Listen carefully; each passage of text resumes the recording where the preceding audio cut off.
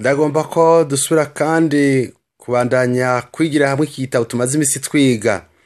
Turiko turigira hamwe uko iki gitabo kimeze. Duherukana mu gitabo mu gice ca 4 aho twabonye ko urubanza rwariko ruratuburanira noneho. Duca tubona ko kuva mu gice ca 4 tutagicirwa urubanza hakurikijwe ivyagezwe, ahubwo ducirwa urubanza hakurikijwe ukwizera.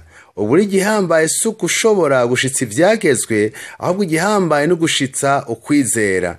Iyo ukwizera kwacu gukuze, tuba ducitse abidegemvya. Twaravye dufatiye ku kwizera kwa Aburahamu. Duca tugenda mu gice ca 5 aho dusanga ihame mu gice ca 5 rivuga ko iyo twakira ivyo Kristo yadukoreye tuba dushoboye kuba bidegemvya. Iryo hame rivuga riti mu gihe umwe yashoboye gupfa, ubwo rero bose barapfuye, kuko Kristo yapfuye kubw'isi yose, ubwo abantu bashobora gukizwa.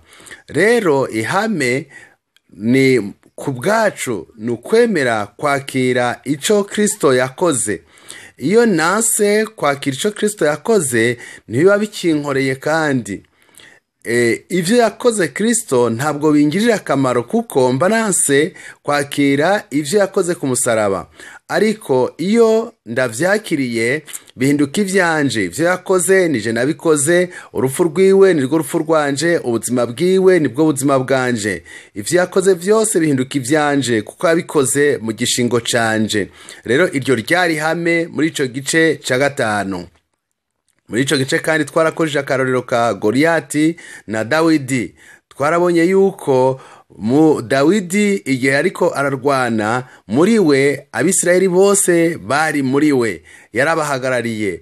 Igihe Goliyati nawe yarahagaze kugira arwane na Dawidi, Abafilisitiya bose bari muri Goliyati. Igihe Dawidi yatsinda intambara, Abisirayeli bose bari batsinze, kuko niwe yarabahagarariye. N'uwari yaryamye yisinziririye, n'umuntu atanakimwe yakoze, kuko bizigira yuko Dawidi ariko arabarwanirira. Twashiye tuja mu gice ca 6. Igice ca 6 kivuga ku bijanye n'uwizera hamwe n'icaha. Intambara iri hagati y'uwizera n'icaha.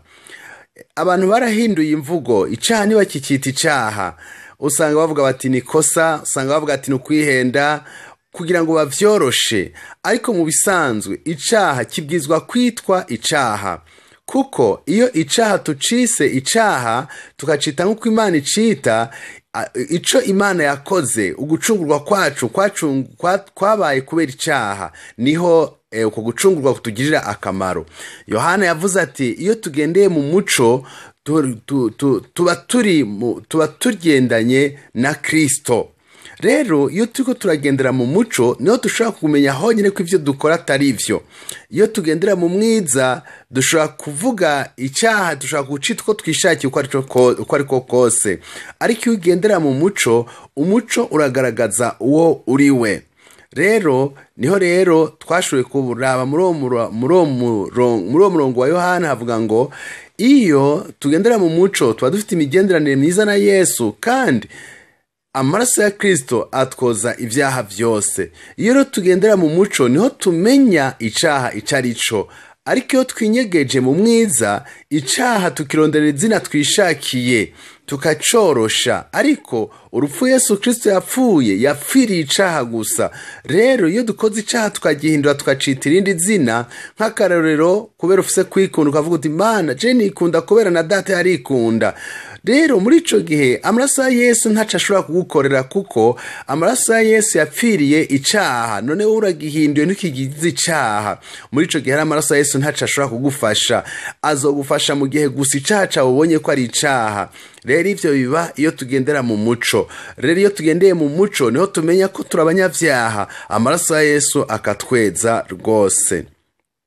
Mu gice ca 5 twaravuze ibijanye n'icaha hamwe n'umugororotsi.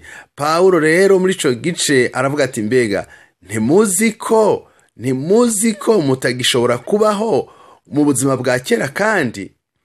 Ikigira 2 aravuga ati mbega ntimuzi ko mutakiri abanyagano canke abagurano canke abaja b'icaha. Muri ico gihe twabonye iyo umuntu ariko arira ngo Imana imutabare mukure mu caha, uko kurira kwiwe kugaragaza yuko muri we harimo umuntu mushasha atagikunda kuba mu caha, atakinezerewe kuba mu caha. Rero ukubandanya muri ico gice ca 5 n'ca 6 vyadushikanye mu gice c'indwi, aho mu gice c'indwi dusanga hariho umurongo wa 6 n'uwa 5 n'uwa 6, aho hatubwira ngo mbega bavukanye ntimuzi yuko ivyagezwe biganza umuntu azi ivyagezwe? Ati mbwira abazi ivyagezwe. Nagomba rero kuri uyu munsi tuvuge ku bijanye n'icagezwe hamwe n'uwizera. Iki gice kivuga cyane cyane ku mukristo. Rero abakristo benshi baranesheje icaha, usanga bafise ukuntu batsinze ivyaha, ariko urubanza rukaba rukibaremereye ku bijanye n'ivyagezwe. Twarabonye yuko igihe urubanza rwavuga ruti uratsinzwe, twarabonye ingene ivyagezwe vyagiye biradutsindisha, vyagiye biratwemeza twabona gutsindwa uko ariko koko. Rero ariko mu nyuma twarabonye ko ivyagezwe vyagiye biraronka ibitsinda navyo tugatsindanishirizwa. None gushika uyu munsi ivyagezwe ko bikituremereye. Mu mirongo y'igice c'indwi twarabonye yuko Paulo yagiye arakoresha imigenderanire canke akarorero k'umugore n'umugabo, aho yavuze ati burya iyo umuntu apfuye umugore we canke umugabo wiwe ntabwo akimuhambiririrwako. Nico tubona muri kiya gice. Paulo aravuga ati mbega ntimuzi yuko abona bazi ivyagezwe, ati ntimuzi yuko ivyagezwe bigira ububasha ku muntu akiriho. Uko niko Paulo avuga. Sinzi mu gihugu canyu uko mubigenza, ariko twe mu gihugu cacu iyo umuntu apfuye bamushira mu gisandugu, bagashica ico gisandugu mu ruduga runini, hanyuma rero bagaca bamutwara ku maziko. Reka ndakubaza ikibazo umengo ni ic'ubupfu. Hamwe umuntu atwaye iyo modoka hariyo kwiruka cane, hama umupolisi agahagarika iyo modoka, mbega amande boyaca uwo muntu ari muri iyo sandugu apfuye? Oya, siko vyogenda, kuko umuntu apfuye amategeko ntaba kimufata. Amategeko afata ubuzima bwawe mu gihe ukiri muzima gusa. Ivyo tubibona mu murongo wa mbere. Uko niko ihame rimeze. Iyo upfuye amategeko ntakwigira kububasha, urikiri muzima amategeko honyene hagufata. Ibuka mu gice ca 6 havuga ngo ntimukibaho ubuzima bwanyu bwa kera. Umurongo wa 16 naho nyene nuko. Kuri uyu murongo rero havuga ngo aho muhurira n'ivyagezwe ntihagihari ubushobozi ivyagezwe vyabagirako ntibukibagirako. Reka dusome umurongo mwumve. Kuko ivyagezwe bihambirira umugabo ku mugore ku mugabo wiwe akiriho, ariko umugabo wiwe yapfuye umugore aba abohowe ngo ntaganzwe nawe. Iyo umugabo rero apfuye mu bisanzwe birazwi yuko umugore ashobora kurongorwa n'undi mugabo, ivyo ni bisanzwe. Nta muntu n'umwe nzi ashobora gucira urubanza umugore arongowe n'undi mugabo kandi umugabo we yarapfuye, kuko amasezerano baba baragiraniye agira ububasha igihe baba bakiri bazima gusa. Iyo umwe muri bo agiye apfuye, itegeko canke icagezwe canke isezerano riba rihagaze, riba ribavuyeko. Paulo aravuga ati ivyo ndazi ko namwe muvyizera muvyemera. Raba ariko aravugana n'umucamanza amwereka uko ivyo bintu bishoboka. Abavuga ati vyagezwe biganza umuntu akiriho gusa. Umugore ahambirwa ku mugabo wiwe akiriho gusa. Acaravuga ati rero umugore yitwa umusambanyi iyo arongowe n'uwundi mugabo wa mbere akiriho. Ariko iyo apfuye uwo mugore arongowe n'uwundi ntiyitwa umusambanyi kazi. ivyo nibaza ko ariko bimeze mu buzima bwa buri munsi.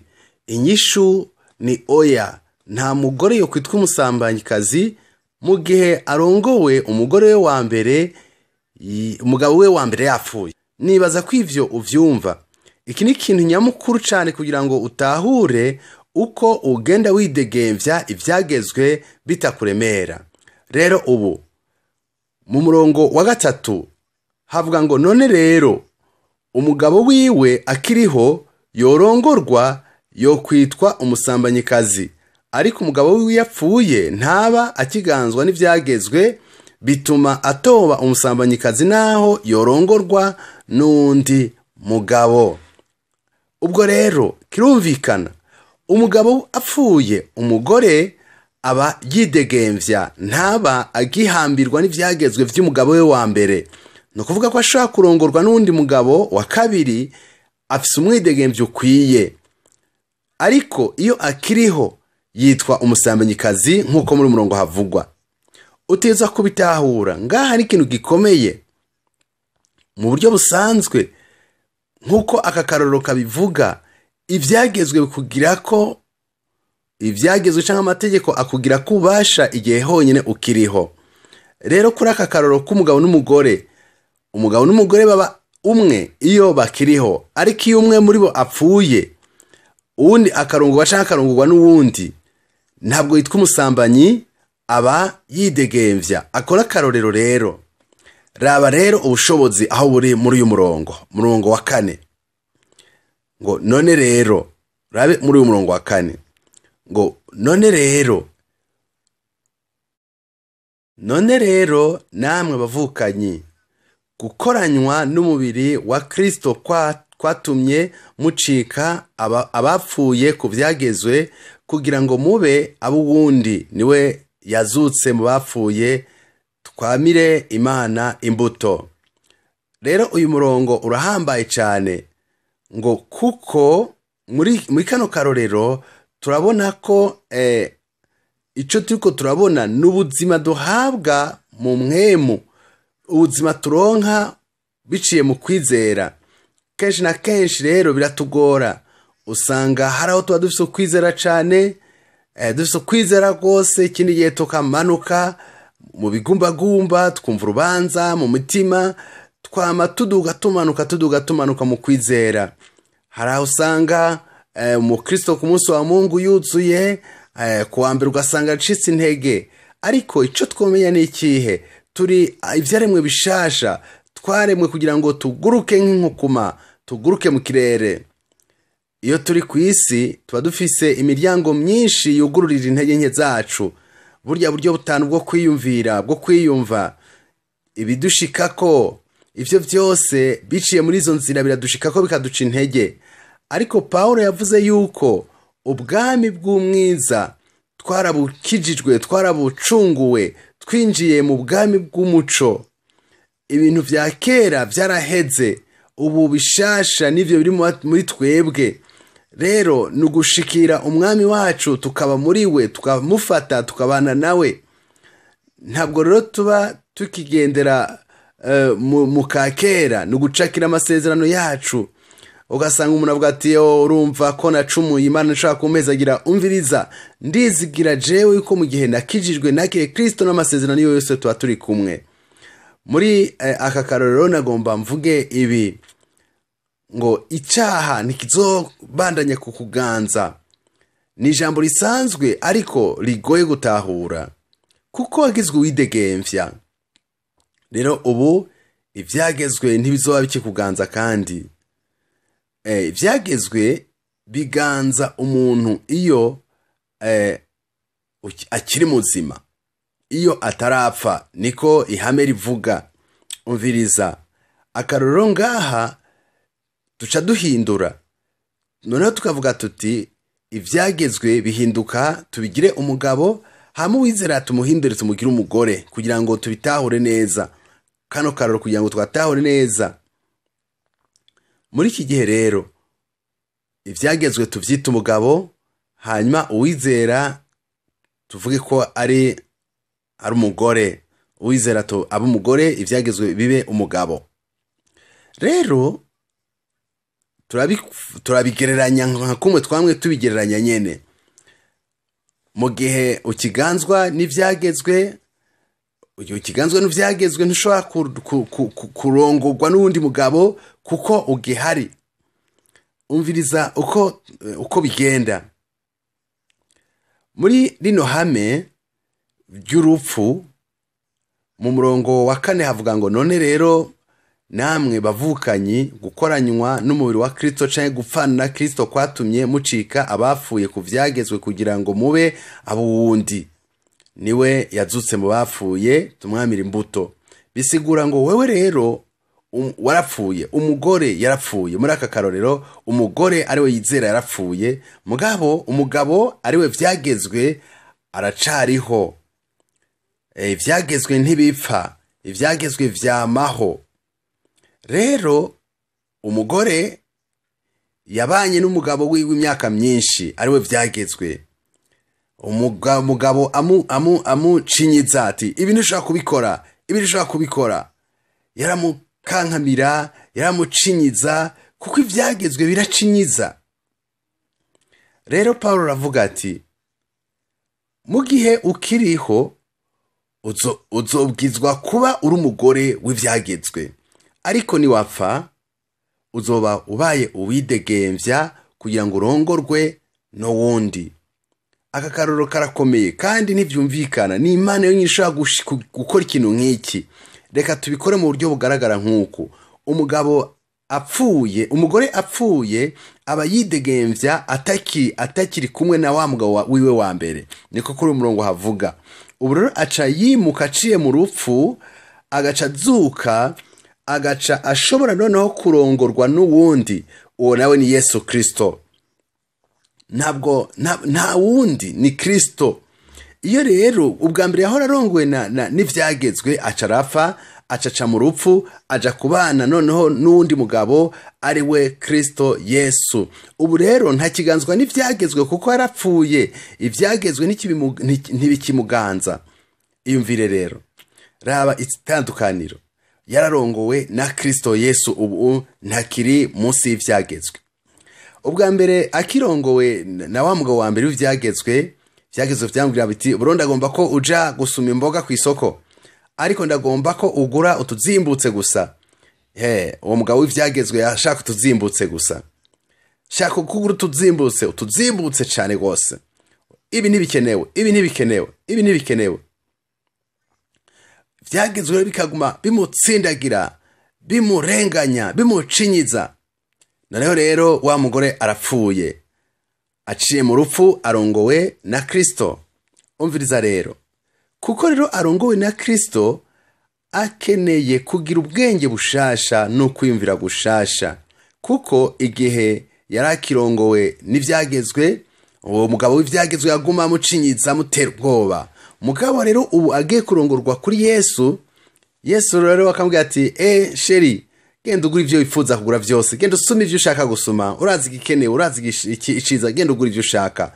Umugore akaca agenda akagura umuceri, akagura umukate, akagura ivyo yifuza. Yashika muhira ntabaza uko Yesu Kristo aza kubivuga. Umugabo wiwe akaca avuga ati nohera ivyo naguze mbega uvuze ko iki?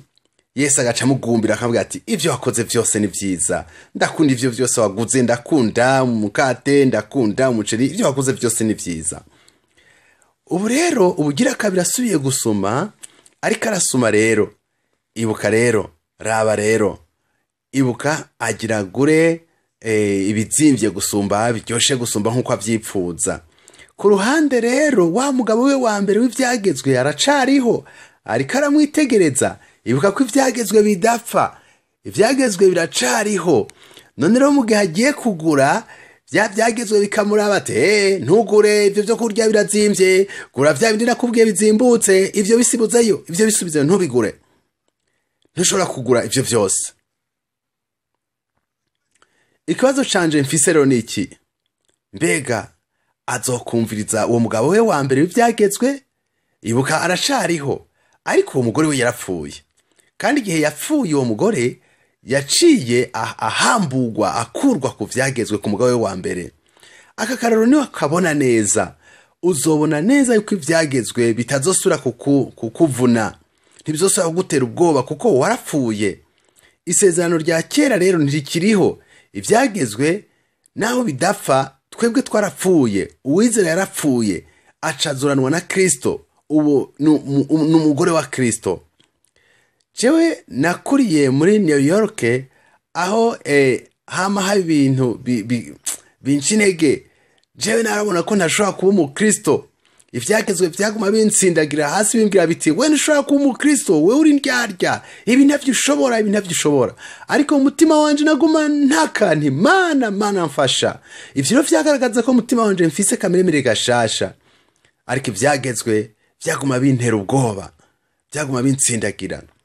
Rero raba wa mugore ariko arasoma, vyagezwe navyo biriko biramuraba, bimubwira biti, ivyo ntubikore. Uyu mugore yakeneye guhinduka.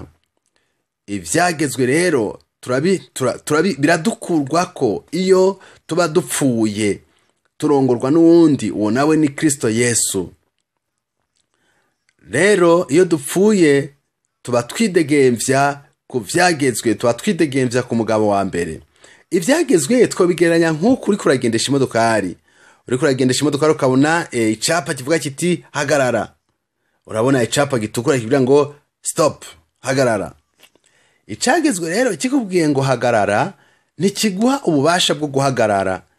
Urahagarara gusa, kirakubwira gusa ngo hagarara, kandi nawe ingufu zo guhagarara ntazo ufise. Mu gice 8 niho hatwereka yuko udafise ubushobozi bwo guhagarara. Kristo rero yaje kugira ngo noneho ashobore gufata ifire muri iyo modoka ayihagarike, kuko we arafise ububasha, twe mugabo ntabwo dufise. Twebwe rero ntidushobora kubariza ibyagezwe, ariko Kristo afise ububasha bwo kudushoboza kuvyubahiriza. Ico tuzociga mu misiza mu vyigwa bikurikira. Rero iyo tugendeye muri Kristo Yesu, niwe wenyine aduha ububasha bwo kurenga, bwo kuja hejuru y'ivyagezwe. Mbega none two kubahiriza amabwizwa 10, kuko ivyagezwe 10 ni amategeko, ni vyagezwe. Mbega two kubahiriza ivyo vyagezwe canke two kubahiriza Kristo, two kumviriza Kristo? Reka ntanga akakarorero. Raba umuhungu n'umukobwa bahagaze imbere y'ishengero bagomba kuragana. Rero iyo bagomba kuragana baba baryohewe, n'abana beza cane, baba baryohewe gose. Raba rero pasiteri ariko arabaza uyu muhungu n'umukobwa ati, mbega muzoba abizigirwa, muzoba umwe wese azomwizigirwa kuri mugenzi we? Bakavuga ati ego. Inyishu ico gihe bari ego gusa. Muri ico gihe burya ku munsi w'ubugeni inyishu ni ego. Mbega uzokwifata, ntuzorenga ibigo, uzokwifata, ntuzokwigira usambana mu buzima bwawe bwose? Uyu muhungu ahagaze imbere ya pastor avuga ati ego. Mugabo wibuke ntazi ibigeragezo biri imbere yiwe. Mugabo amategeko amubwira ngo ntuzusambane. Muri ico gihe rero, mbega iryo tegeko wibaza kazoshobora kuryubahiriza, canke haraho bizoshika akagwa mu mutego ntaryubahirize? Inyishu niyi, umviriza neza.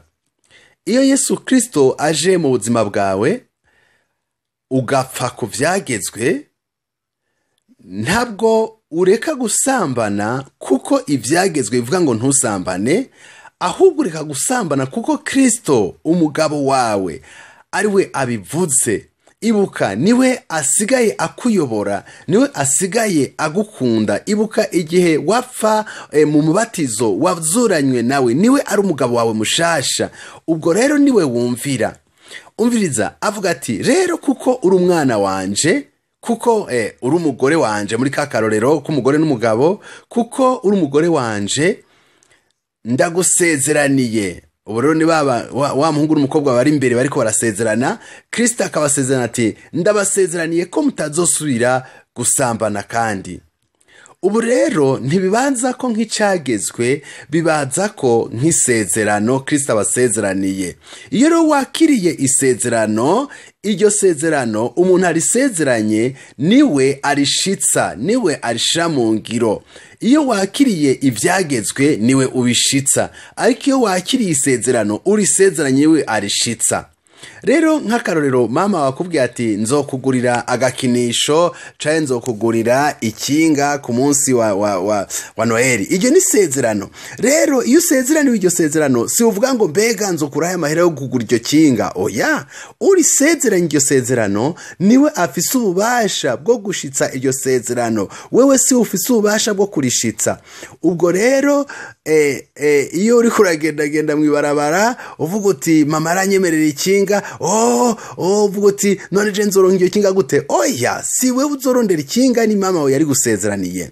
Rero twebwe turidegembya kuko Kristo ariwe adusezeranira ko turi abana biwe, ariwe azodushoboza kunesha canke kumvira canke kugendera ivyagezwe, kudakora ibibi, kudakora ivyaha. Imana rero idushiramwo umutima mushasha. Uwo mutima mushasha rero niwo Kristo asezeranira ati kuko uri umwana wanje ntabwo uzokwiba, ntabwo uzosambana. Iyumvire nawe, none ninde azoshitsa iryo sezerano ryo kudakora icaha?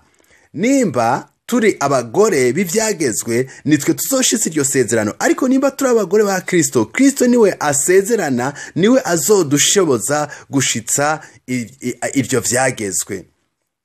Rero muri twebwe mu mpwemu zacu turazi ko Yesu Kristo azoturongora akadushikana ku kugororoka kose. Hariho amajambo menshi muri bibice agenda adusezeranira ko Yesu ariwe azodushoboza. Rero muri intambara y'ivyagezwe hamwe n'uwizera tuzobiraba cyane mu mirongo izokurikira ingene mu mirongo hagenda habivuga. Ngaha rero havuga ngo ariko noneho ntitukiganzwa n'ivyagezwe kuko twapfuye kucamye kidufashe, nico gituma tuba abakozi dukorera mpwemu adukoresha uburyo bushasha, tugakoresha bwa buryo, ntitugikoresha bwa buryo bwa kera bw'inyuguti. Ni ukuvuga twarapfuye, isezerano ryacu hagati yacu n'icyagezwe ntigihari. Ubu twarapfuye ku vyagezwe, twarapfuye ubu ivyagezwe ntibikiri umugabo wacu, ariko wibuke ko ivyagezwe biracariho, ivyagezwe biratubona, ariko twe twarapfuye. Tumaze gupfa turazuka. Rero ko twazutswe, ivyagezwe bigerageza kuza kandi kudukontorora, kuko mu bwenge bwacu, mu vyiyumviro vyacu turakeneye noneho rero ko duhinduka tukaba bashasha. Niho mu gice ca 12 havuga ngo duhinduke, ubwenge bwacu buhinduke. Iyumvire, birakeneye ko duhinduka, kuko tudahindutse tuzoguma dukorera muri bwa buryo bwa kera. Iyumvire, mu bwenge harakeneye guhinduka, yuko mu bwenge bwacu hahinduka, tukamenya ko turi mu buzima bushasha, tubana n'umugabo mushasha, tubana na Kristo, tutakibana n'ivyagezwe. Muri Kristo rero iyo dukijijwe aca ahindura ubwenge bwacu. Ivyo tuzobibona mu gice ca 12. Bigenda gute?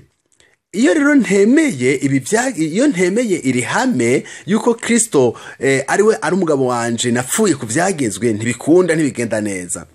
Rero muri umurongo wa 6 havuga ngo ariko noneho ntitukiganzwa n'ivyagezwe. Vyagezwe ntibikituganza kuko twarapfuye ku vyagezwe. Nico gituma tuba abakozi dukorera mpwemu adukoresha mu buryo bushasha. Mpwemu adukoresha mu buryo bushasha, twumvira mpwemu avugana natwe mu mitima yacu tukamwumvira. Nagomba mvuga akajambo kavuga kumvira mpwemu yera. Mpwemu araturongora, akatubwira uko abigomba, akatubwira uko tukwiye kwitwara. Mpwemu rero yaturongoye, ntituba tukirongowe n'ivyagezwe, ariko kandi mpwemu yera nta n'umunsi n'umwe azoturongora mu guhonyanga ivyagezwe, kuko mpwemu yera ararengeye ivyagezwe, azodushoboza kuvyumvira. Ku murongo w'indwi ati none rero tuvuge iki? Mbega ivyagezwe ni icaha? Eka namba. Ariko simba naramenye icaha iyo ntakimenyeshwa n'ivyagezwe, kuko ntaba naramenye kwipfuza iyo ivyagezwe bitavuga ngo ntukipfuze. Aha rero biragoye, aha no kugitahura neza. Ivyagezwe birafise uburyo bitumenyesha icaha. ni intambara rero. Intambara ni iyihe rero? Mu mpera z'igice c'indwi turabona duhere ku murongo w'8 kugenda kubandanya, turabona iyo ntambara rero iyo ariyo intambara iba mu mutima w'umuntu. Iyo uvutse ubwa kabiri ukavuka muri mpwemu, ivyagezwe biguma bigukurikira bigutoteza, ngo uteza gukora ukunuku, uteza kuja mu ikoraniro, uteza gusenga, uteza gusoma ijambo ry'Imana, uteza kugira ibi nibi, uteza gukora ibi nibi. Rero uri umuntu mushasha, ariko ivyagezwe biguma bigutoteza, ukama urubanza ruri mu mutima wawe, ukavuga uti Imana rega ibije birananira kubikora.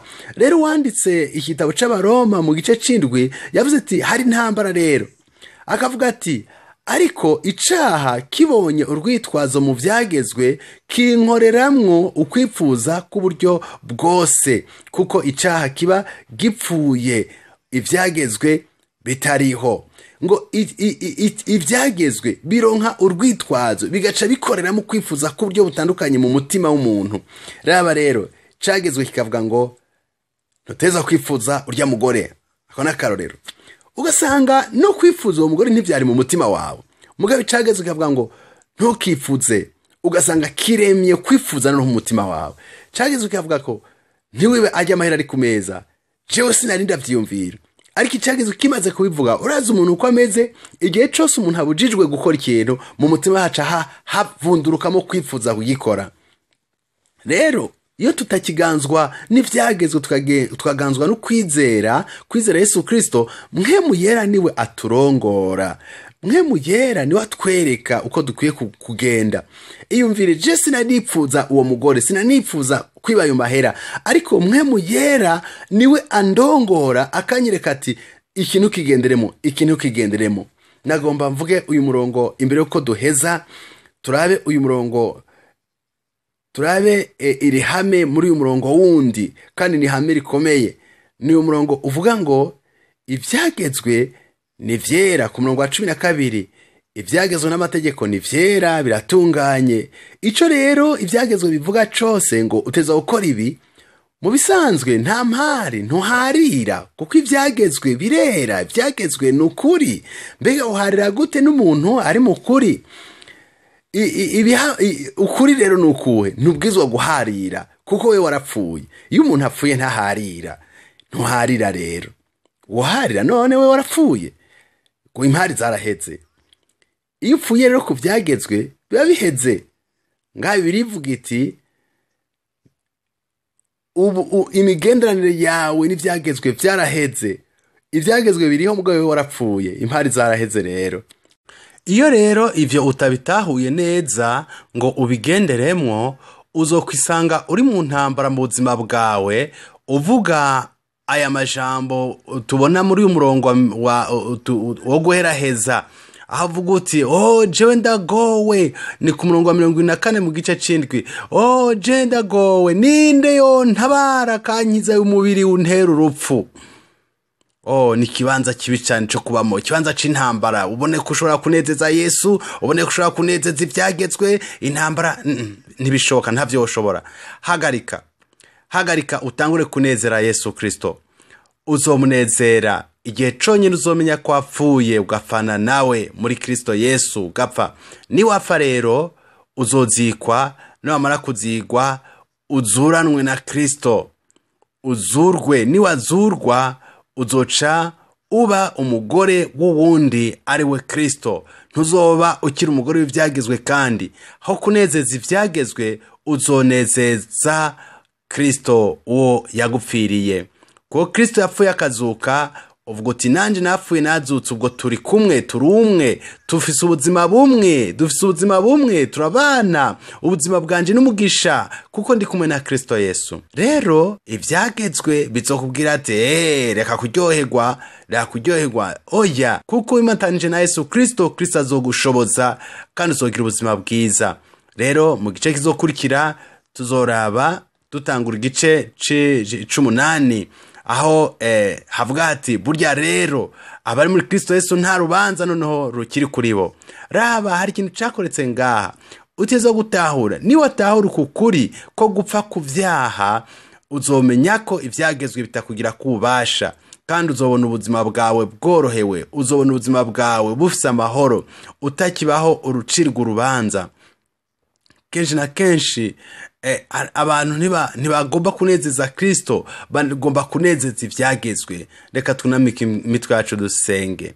Mana, watweretse urukundo rwawe, watwiyeretse, ntabwo tugiharira n'ivyagezwe, ntabwo tukigerageza guhimbara ivyagezwe, ahubwo tugerageza guhimbara Kristo. Kristo niwe watubereye akarorero keza, wabaye Imana mu mubiri, waje ubu muntu ariko wari Imana kugira ngo utubere akarorero. Ko ni kwijambo rya ritubwira.